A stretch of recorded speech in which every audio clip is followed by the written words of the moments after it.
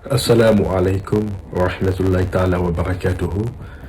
إن الحمد لله نحمده ونستعينه ونستغفره ونعوذ بالله من شرور أنفسنا ومن سيئات أعمالنا. ما يهده الله فلا مضل له ومن يضلل فلا هادي له، وأشهد أن لا إله إلا الله وحده لا شريك له، وأشهد أن محمدا عبده ورسوله. قال الله سبحانه وتعالى في القرآن: أعوذ بالله من الشيطان الرجيم، بسم الله الرحمن الرحيم.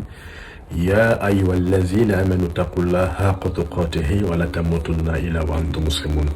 وقال الله سبحانه وتعالى بسم الله الرحمن الرحيم: يا أيها الذين آمنوا اتقوا الله وقولوا قولا سديدا يصلح لكم أعمالكم ويغفر لكم ذنوبكم، ومن يطع الله ورسوله فقد فاز فوزا عظيما. وقال الله سبحانه وتعالى في القرآن بسم الله الرحمن الرحيم: وما خلقت الجن والإنس إلا ليعبدوا ما أريد منهم من رزق وما أريد أن يطعمون إن الله هو الرزاق ذو القوة المتين. Chers frères et sœurs, assalamu alaikum wa rahmatullahi ta'ala wa barakatuh. Et nous sommes aujourd'hui dans la deuxième partie, n'est-ce pas, du mois de Ramadan, la deuxième journée. Là, chez moi, c'est la deuxième journée. Et je vous souhaite la bonne rupture pour vous qui êtes en train de faire la rupture du mois de Ramadan. Alors, nous allons poursuivre nos histoires n'est-ce pas, en abordant la deuxième partie de l'histoire de Moïse. Et pour d'abord un petit rappel, afin, n'est-ce pas, de nous rappeler de là où on s'est arrêté. Moïse va alors quitter l'Égypte dans une situation vraiment, voilà, de peur. Il ne va même pas retourner chez lui à la maison pour prendre des habits, de la nourriture, mais il quittera l'Égypte comme il l'était. Alors il va, n'est-ce pas, faire cavalier seul dans le désert, marcher sous la chaleur ardente du soleil, dans l'isolement, faire face à plusieurs épreuves, multiples épreuves, jusqu'à ce qu'il arrive à Madian. Et à Madian, fatigué à l'ombre d'un arbre, il voit deux femmes qui viennent pour abreuver leur troupeau. Alors il s'adresse à elles et elles répondent à Moïse: on ne peut abreuver les troupeaux tant que, voilà, ces hommes sont là. Et Moïse demande aux femmes: n'avez-vous pas des hommes qui puissent vous aider? Ainsi répondirent-elles: non, nous n'avons pas, n'est-ce pas, de frères. Donc elles furent seulement les seules femmes, voilà, les seules filles de leur père. Alors Moïse fit montre de générosité malgré sa fatigue. Il les aida à abreuver le troupeau. Voilà. Elles se rendirent chez leur père pour, n'est-ce pas, vanter les mérites de l'homme, voilà, qui malgré sa fatigue fit montre de cette générosité. Alors c'est ainsi que Chouaïb va proposer à Moïse de travailler avec lui pendant 8 ou 10 années, et la récompense serait, voilà, qu'il lui offre une de ses filles en mariage. Et au terme de ce contrat, Moïse va se rendre en Égypte. Alors c'est ici que, voilà, débute un périple. Voilà, il avait le désir de retrouver sa famille puisque ça faisait 10 années qu'il n'avait pas vu sa famille. Donc il se rend en Égypte et au cours de ce chemin, n'est-ce pas, fait rencontrer à Moïse un autre destin. Il lui parle et ce fut la première fois que Dieu s'adressa à un être humain. Et dans le Saint-Coran, chers frères et sœurs, la conversation qui eut lieu entre Allah subhanahu wa ta'ala et Moïse est racontée dans plusieurs versets du Coran. Et Allah subhanahu wa ta'ala s'adresse à Moïse qui, apercevant un feu dans le désert, dans l'obscurité du désert, dans le froid, il dit à sa famille: attendez-moi ici pour que je puisse voir la nature de ce feu. Peut-être je verrai des gens qui vont me guider, ou bien je vais trouver au moins un tison afin que je me réchauffe avec vous. Et c'est quand il partit là-bas, perdu dans le désert, il s'égara d'ailleurs dans cette obscurité, il vit un feu, n'est-ce pas, un arbre qui ne se consumait pas, étrange, n'est-ce pas? Et il s'approcha. Et on l'appela: Moïse, enlève tes sandales car tu es dans la vallée sanctifiée de toi. C'est ainsi que Dieu lui parla. Il dit, béni soit celui qui est dans le feu et tout autour.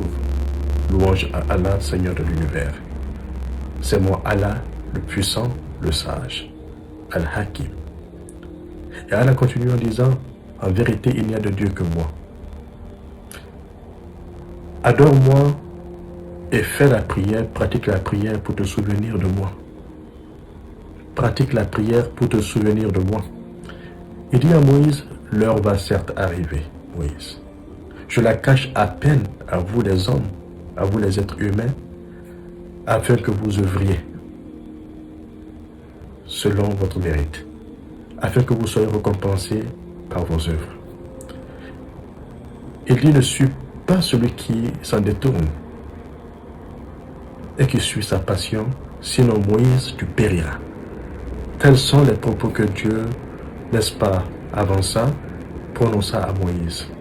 Ainsi Allah, n'est-ce pas, le mandata ce jour-là même, en faisant de lui prophète, et en l'envoyant, n'est-ce pas, en mission en Égypte, vers Pharaon, en disant, je t'envoie vers Pharaon, car il a dépassé la limite, il a fait montre d'une arrogance, d'une tyrannie insolente. Va lui dire, mon Seigneur te charge de libérer les enfants d'Israël de la servitude à laquelle tu les as assujettis pendant 400 ans, pendant des siècles. Donc c'est ainsi que Moïse dit à Allah subhanahu wa ta'ala, j'ai peur qu'il ne me tue parce que j'ai tué un des leurs. C'est ainsi que Allah subhanahu wa ta'ala le rassure en lui disant, ne crains rien, je suis avec toi, j'entends et je vois.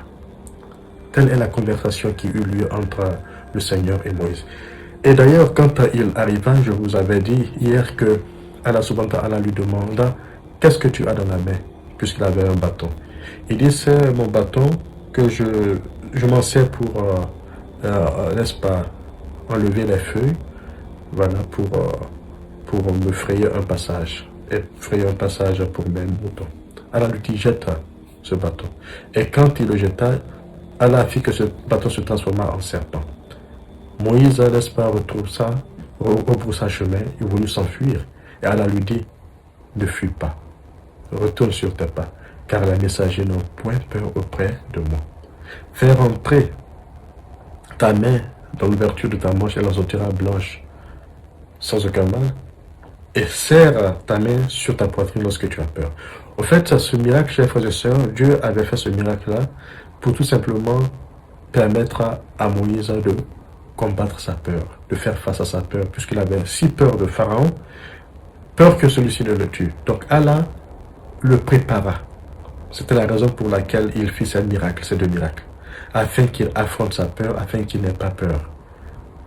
Donc c'est ainsi que alors Allah fit de Moïse un prophète et de son frère Aaron un prophète. Parce que Moïse a demandé à ce que son frère Aaron soit son assistant.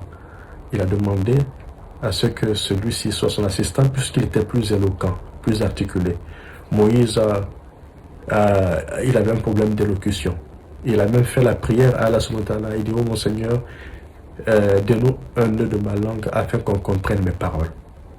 Chers frères et sœurs, et certes Allah accepta.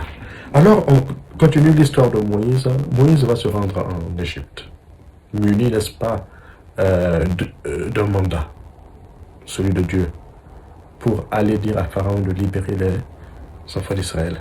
Et quand il arriva en Égypte, alors dans la cour royale, Pharaon le reconnut naturellement, il reconnut Pharaon, et il a émis le message d'Allah subhanahu wa ta'ala, puisqu'il fut un messager d'Allah.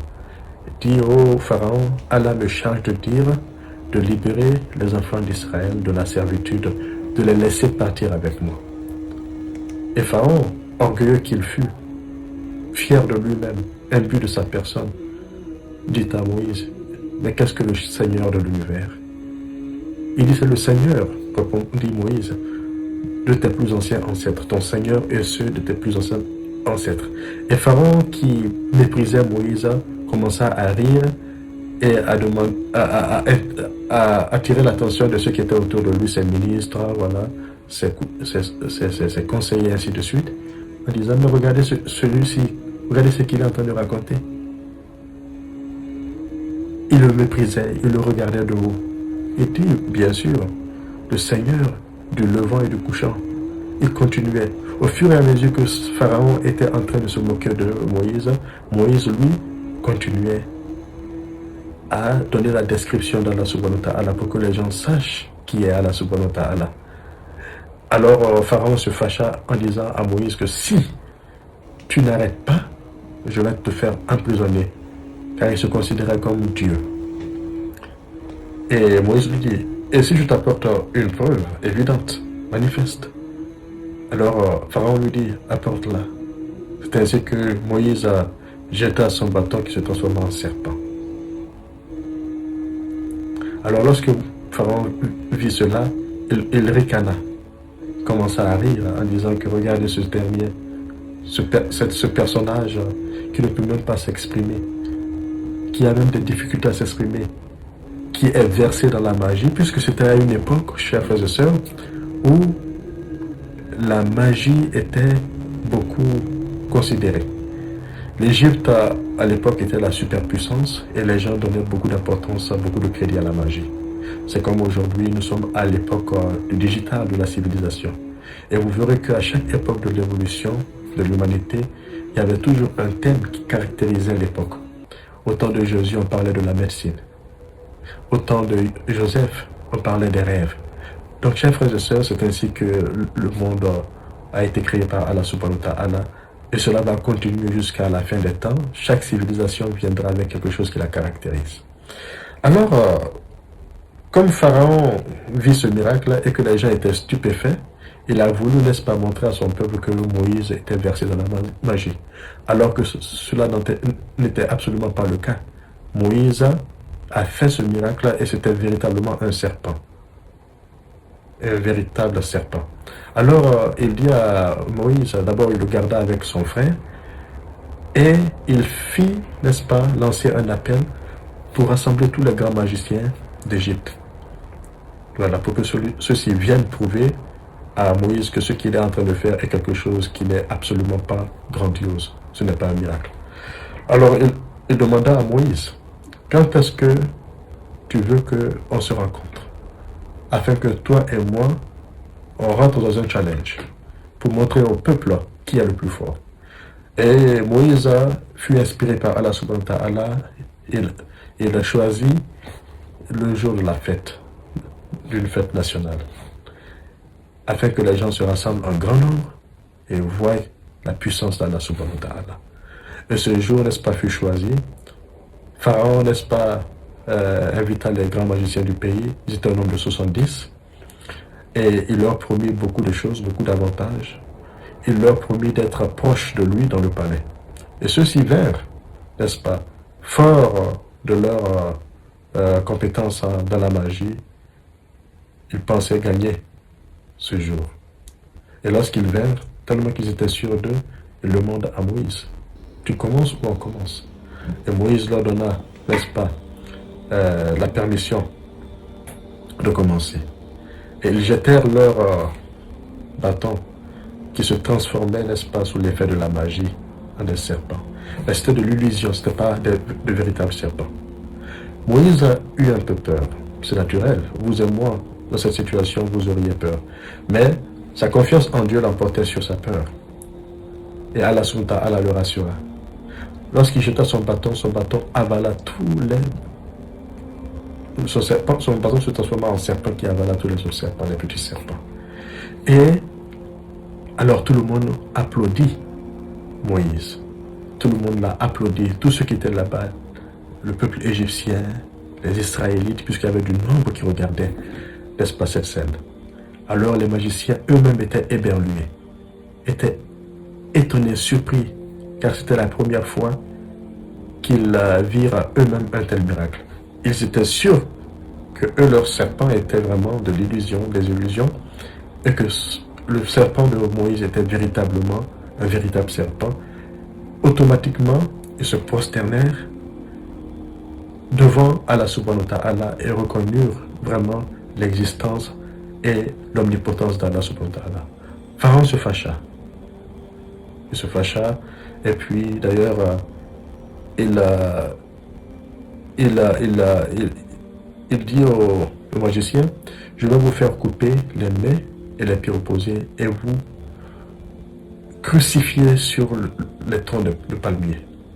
Car je vois maintenant que c'est Moïse votre maître. Vous avez fait cela de connivence.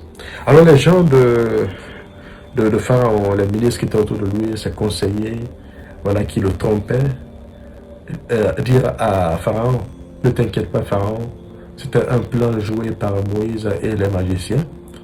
Alors ils ont laissé Moïse remporter. Pharaon, qui était très fâché, d'ailleurs interrogea ses ministres. Suis-je un menteur? Puisque là, il voyait que le peuple le percevait comme un menteur parce qu'il avait échoué. Et les ministres, n'est-ce pas, qui étaient hypocrites, qui étaient des lèche-bottes, n'est-ce pas, le rassurèrent avec ses propos. C'est ainsi, chers frères et sœurs, que, au lieu de reconnaître la puissance divine, Pharaon persista dans son orgueil. Il persista, il sortit, n'est-ce pas, devant son peuple et proclama sa divinité en disant je suis Dieu, je suis votre Dieu de Tout-Puissant. C'est ainsi que Allah subhanahu wa ta'ala, qui pour vraiment châtier Pharaon et ses sujets, Allah fit venir des miracles tels que la sécheresse d'abord de l'Égypte, tout devint sèche, le Nil même qui avait de l'eau devint sec, les gens n'avaient plus d'eau à boire, la source de vie. Et les Égyptiens, n'est-ce pas, se rendirent chez Moïse afin de plaider auprès de lui pour qu'il prie Allah subhanahu wa ta'ala de mettre fin à la sécheresse. C'est ce qu'il fit, la sécheresse, n'est-ce pas, s'arrêta. Et la condition était vraiment, il avait dit à Moïse que si tu arrêtes la sécheresse, nous allons croire ton Dieu. Mais ils ne tiennent pas leur promesse. Ainsi, Allah subhanahu wa ta'ala fit succéder d'autres signes afin de les envoyer à croire, tels que les sauterelles qui vinrent, n'est-ce pas, manger les produits des plantations des gens, arrivés à terme. Ensuite, Allah envoya, n'est-ce pas, des poux, beaucoup de miracles afin que les Égyptiens acceptent de croire à Moïse. Mais malgré tout cela, Pharaon resta orgueilleux. Il demeura orgueilleux. Il refusa, malgré qu'il réalisa la vérité, mais il refusa de croire à tous ces signes, chers frères et sœurs, à cause de l'orgueil. Et c'est pourquoi on définit l'orgueil comme étant le fait de voir la vérité et refuser de la reconnaître. Alors, chers frères et sœurs, à chaque fois que Allah envoya des miracles, les Égyptiens se rendaient chez Moïse afin que celui-ci plaide, intervienne, intercède auprès d'Allah subhanahu wa ta'ala, en promettant de suivre Dieu, de croire en lui, mais ils ne tiennent absolument jamais leurs promesses à chaque miracle que Dieu envoyait. Donc Allah leur donna beaucoup de chance. Allah donna beaucoup de chance à Pharaon pour qu'il revienne à la vérité, mais il resta orgueilleux. Et c'est ainsi, chers frères et sœurs, que Allah subhanahu wa ta'ala va mettre fin au règne de Salomon, et cela va faire l'objet de la suite de l'histoire, Inch'Allah. Quelles leçons, chers frères et sœurs, rapidement nous pouvons tirer de cette deuxième partie de l'histoire? Premièrement, chers frères et sœurs, c'est de savoir que Allah subhanahu wa ta'ala planifie lorsque nous planifions. Moïse avait planifié de retourner dans son pays, dans sa ville natale, malgré, n'est-ce pas, l'objet de sa peur, qui était Pharaon. Et Allah subhanahu wa ta'ala, au cours de ce voyage, a changé son destin. Donc, c'est-à-dire, chers frères et sœurs, que vous pouvez être dans une situation difficile. Parmi vous, il y a des gens qui sont à l'extérieur, voilà, qui ont des problèmes de papier, voilà, de séjour. Vous pensez qu'en retournant chez vous, ça sera vraiment de la honte, de l'humiliation. Mais non. Certes, ce n'est pas le même contexte. On parle ici d'un prophète. Mais chers frères et sœurs, bien que nous soyons des hommes ordinaires, nous traversons certaines situations qui peuvent plus ou moins être similaires. Sachez que Allah subhanahu wa ta'ala a son plan. En retournant, Allah subhanahu wa ta'ala peut vous donner un meilleur destin. Et ce fut le cas de Moïse. En partant vers vers sa famille, retrouver sa famille avec cette bonne intention, il ne savait pas que Allah subhanahu wa ta'ala ferait de lui un prophète. Et Allah fit de lui un prophète. Et ce fut, n'est-ce pas, la communication la plus spectaculaire que l'humanité ait connue. Ça, c'est la première leçon. Donc, n'ayez pas peur, n'est-ce pas? Affrontez votre peur. C'est très important. La deuxième leçon de cette histoire, chers frères et sœurs, est de savoir que, quel que soit ce que vous vivez comme peur, Allah peut, n'est-ce pas, vous éprouver par des choses telles que la dépression mentale que beaucoup de personnes vivent, telles que des maladies, ça peut être le cancer, ça peut être n'importe quelle maladie. Allah éprouve l'être humain de par sa sagesse. Mais vous ne savez pas réellement quel est le but de cette épreuve. Il y a des gens qui souffrent d'anxiété, d'angoisse, de dépression mentale.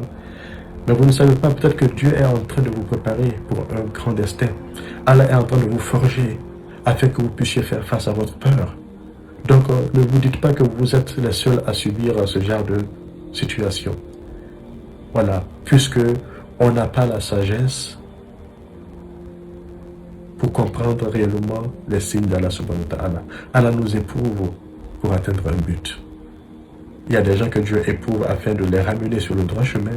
Il y a des gens que Dieu éprouve afin de les forger, pour qu'ils puissent affronter les épreuves pour lesquelles Allah subhanahu wa ta'ala les prépare. Ça peut être le fait que Dieu veuille que ces personnes, ça peut être vous, voilà, vous êtes appelé à être demain un grand dirigeant, un grand leader, voilà. Vous pouvez être appelé un jour à assumer une certaine responsabilité. Donc Dieu vous fait passer par ces épreuves difficiles pour forger votre être, afin que vous soyez en mesure de réussir. C'est ainsi que Moïse il fut plutôt berger. Et le prophète paix sur lui a dit que tous les prophètes ont été une fois dans leur vie berger. Puisque quelle est la caractéristique d'un berger?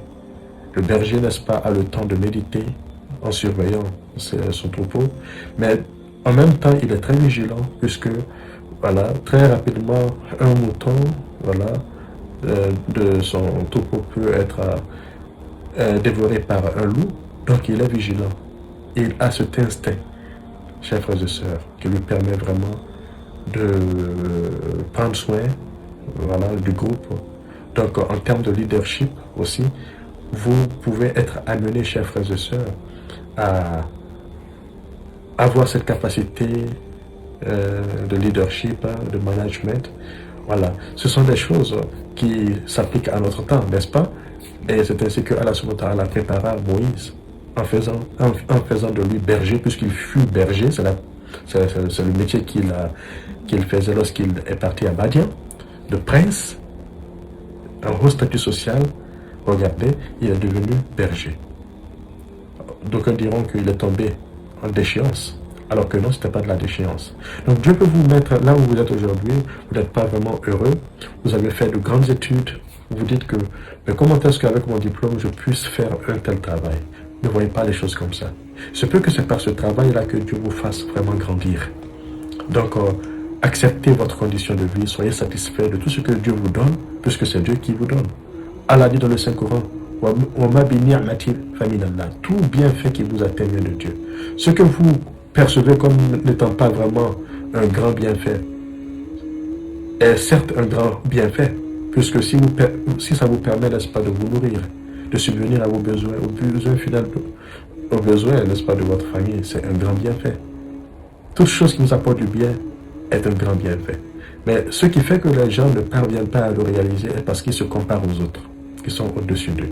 Alors que chacun a une histoire singulière, chacun a un destin singulier.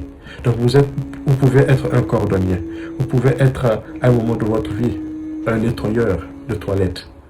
Mais il se peut que Dieu veuille vous apprendre quelque chose de bien spécial qui vous permettra vraiment d'assumer une telle ou de responsabilité demain. Donc sachez vraiment tirer les leçons, les bénéfices dans ce que vous faites. Troisièmement, c'est le voyage. Voilà, parce que Moïse a voyagé. Dieu le force à voyager, certes, mais le voyage, chers frères et sœurs, nous permet vraiment d'étendre nos horizons. N'est-ce pas? Le voyage nous permet vraiment d'avoir un cœur et un esprit ouverts aux autres, à comprendre d'autres cultures, à s'assimiler, à intégrer une société. C'est ainsi que Moïse il put élargir ses horizons. Donc vous aussi, en voyageant, vous êtes, n'est-ce pas, hors de vos pays. Cela vous permet vraiment d'élargir vos horizons, d'ouvrir votre cœur, votre esprit, n'est-ce pas, à des sociétés différentes de vous, à percevoir les similitudes qui existent entre la société où vous êtes et la vôtre. C'est ainsi que, chers frères et sœurs, Allah subhanahu wa ta'ala dit dans le Saint-Coran, nous avons créé en nations et tribus, mâles et femelles, afin que vous vous entreconnaissiez. Le meilleur parmi vous est le plus pieux. Donc on s'arrête ici et on se dit à la prochaine pour la suite de l'histoire de Moïse. Salam alaikum wa rahmatullahi wa barakatuh. Bonne rupture à tout le monde. Voilà, merci.